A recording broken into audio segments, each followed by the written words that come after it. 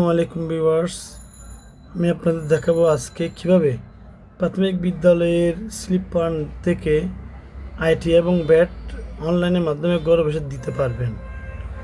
তাহলে কথা না বেরিয়ে শুরু করা যাক। প্রথমে আমরা ক্রোম ব্রাউজার ওপেন করব। ক্রোম ব্রাউজারটা ওপেন করি। ক্রোম ব্রাউজার ওপেন করলাম। ক্রোম ব্রাউজার ওপেন করে অ্যাড্রেস বারে লিখব চালান। চালান আমার লেখা আছে আগে থেকে, আমি চালান লিখে দিলাম।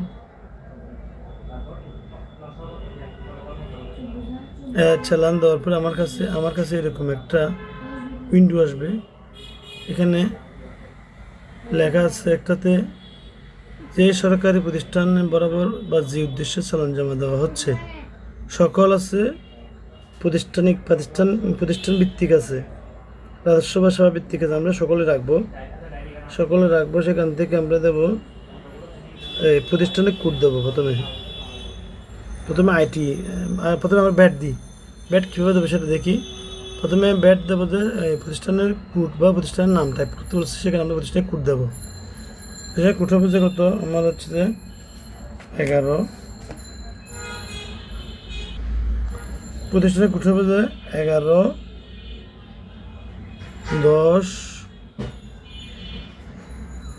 20 41। আমাদেরকে বেশি টাইপ করতে হয় না, 41 টাইপ করছে, আমাদের নিচে চলে আসছে শুল্ক আবগারি ও ব্যাট কমিশনারের চট্টগ্রাম। এটা হচ্ছে যে লাস্ট হচ্ছে যে 2014। আমরা যদি পুরোটা টাইপ করতে চাই তাহলে 41-এর পরে 02014 এই ডাইরেক্ট যেটা আমাদের কোড যেটা আসছে আমরা সেটা সিলেক্ট করলাম। এরপর আসছে অর্থনৈতিক কোড দিতে হবে। নিচে অর্থনৈতিক কোডটা দিলাম। অর্থনৈতিক কোডে গিয়ে লিখবো, অর্থনৈতিক কোড হচ্ছে যে 11 41 101। অর্থনৈতিক কোড লিখে দিলাম। VAT on domestic products and service, দেশজ পণ্য ও সেবার উপর মূসক সিলেক্ট করে দিয়ে দিলাম। সিলেক্ট হয়ে গেল। এরপর আমাদের আসতে হবে যে এখানে এই বেসরকারি প্রতিষ্ঠান অথবা সরকারি প্রতিষ্ঠান, আমরা এখানে সরকারি প্রতিষ্ঠান, এখানে এই সরকারি প্রতিষ্ঠানের মধ্যে এই সরকারি প্রতিষ্ঠানে ক্লিক করব। সরকারি প্রতিষ্ঠানে ক্লিক করলাম। আমাদের এখানে বলছে যে কি প্রতিষ্ঠানের কোড বা প্রতিষ্ঠানের নাম টাইপ করতে। আমাদের প্রত্যেকের স্কুলের একটা অর্থনৈতিক কোড আছে, প্রতিষ্ঠানের কোড আছে আর কি। ওইটা যদি আমি সুযোগ পাই ডেসক্রিপশন বক্সে দিয়ে দেবো, নাহলে এখানে প্রতিষ্ঠান নামের যে কোনো 3টা অক্ষর লিখলে চলে আসবে। আমার স্কুলের নাম হচ্ছে যে পূর্ব দৌলতপুর। আমি এখানে পূর্ব দৌলতপুর লিখে দিই। পূর্ব দৌলতপুর সরকারি বিদ্যালয় চট্টগ্রাম। পূর্ব দৌলতপুর 2টা আছে। পূর্ব সরকারি বিদ্যালয় বানিয়াচং হবিগঞ্জ, সেটা হবে না। আমাদের চট্টগ্রামের ফরিক সুইটটা যেটা হবে সেটা আমরা সিলেক্ট করে দিলাম। স্কুলের নাম সিলেক্ট হয়ে গেল। এরপরে আমাদের করতে হবে যে এই জাতীয় পরিচয়পত্র, এই সার্ভিসটি সাময়িক বন্ধ আছে, জাতীয় পরিচয় নম্বরটা এনআইডিটা ভেরিফাই হচ্ছে না, সেটা আমরা 3 নম্বর দিয়ে দেবো। জন্মের মধ্যে দিয়েও দেওয়া যায়, আমরা দেবো 3 নম্বর দিয়ে। আমাদের প্রত্যেক কাছে 3 আছে, 3 নম্বরে জ্বালাম। 3 নম্বরে গিয়ে এখানে 3 নম্বরটা দেবো। আমাদের 12 ডিজিটের পিন নম্বরটা এখানে এন্টার দিতে হবে।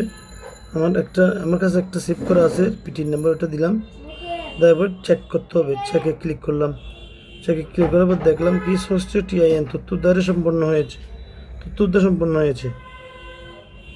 হয়েছে। এরপর যোগাযোগের জন্য একটা মোবাইল নম্বর দিতে হবে। এখানে যে নাম্বারে যোগাযোগ করতে হবে, এখানে একটা নাম্বার সেভ করা আছে, এখানে দেখি আমার নাম্বারটা দিতে পারি। আমি এখানে আমার নাম্বারটা দিলাম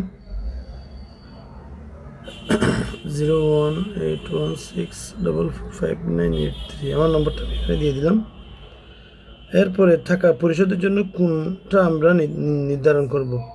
আমরা চাইলে এখানে সোনালী ব্যাংক আছে, সোনালী ব্যাংকের মাধ্যমে দিতে পারবো, অথবা মোবাইল ব্যাংকিংয়ের মাধ্যমে দিতে হবে। আমরা যদি মোবাইল ব্যাংকের মাধ্যমে দিই, মোবাইল ব্যাংকিং সিলেক্ট করবো। সেখান থেকে বিকাশ নগদ রকেট আছে, আমি যেটা চাই সেটা ক্লিক করবো। আমি বিকাশ দিলাম। বিকাশ দেওয়ার পরে সংরক্ষণের অপশন আছে একটা, সংরক্ষণে ক্লিক করলে এখানে টাকার পরিমাণটা লিখে নেই। টাকার পরিমাণটা এদিকে লিখতে হবে। এখানে টাকার পরিমাণ আমাদের যেহেতু 15,000 টাকা, আমাদের ব্যাট আসবে 1,500 টাকা। 1,500 টাকা টাকা পরিমাণ লেখা হয়ে গেল। আমরা এখানে যদি সংরক্ষণ করি, এখন সংরক্ষণে ক্লিক করলাম, হ্যাঁ দিলাম, আমাদেরকে ইয়াতে নিয়ে আসছে, মানে বিকাশে নিয়ে আসছে। এখানে যদি আমি প্রসিড হতে চাই, আমার ব্যাচ সহ আসছে কত, 1515 টাকা। তা আমি যদি প্রসিড হই, এখানে প্রসিড হলাম,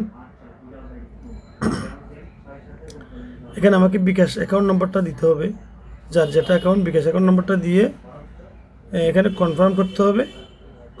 কনফার্ম হওয়ার পর একটা ওটিপি আসবে আপনার মোবাইলে, যে নাম্বারটা দিয়েছে ওই নাম্বারে ওই ওটিপিটা দিতে হবে। দেওয়ার পরে মেনু পিন, বিকাশে মেনু পিনটা দিয়ে ওকে করলে আপনাকে মানে পেমেন্ট সাকসেসফুল দেখাবে।